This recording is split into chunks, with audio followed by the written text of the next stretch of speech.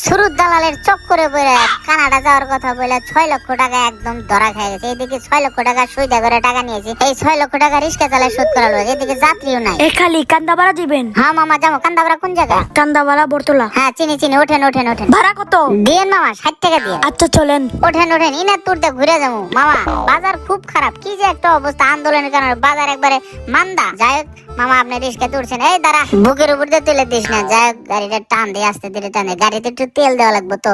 যাই হোক উঠা পড়ি, পড়ে গেছি। হ্যাঁ আপনি নতুন নাকি? কি কোন মামা নতুন? আপনি তো ড্রাইভারই ছিলেন। আমি যুদ্ধের সময় থেকে আমি রিস্কা চালাই। আপনি চুপ করে বসে থাকেন, আমি একটা গান ধরবো। রিস্কাওয়ালাই আমি রিস্কা চালাই ঢাকা শহরে, আমার রিস্কায় আরে আমার রিস্কায় কত মানুষ অলি গলি ঘুরে। মামা বান্দরের মতো লাভ দেন, ভাড়াটা দেন। এই নেন ভাড়া নেন। দেন দেন দেন, ঠিক আছে মামা যান তাহলে।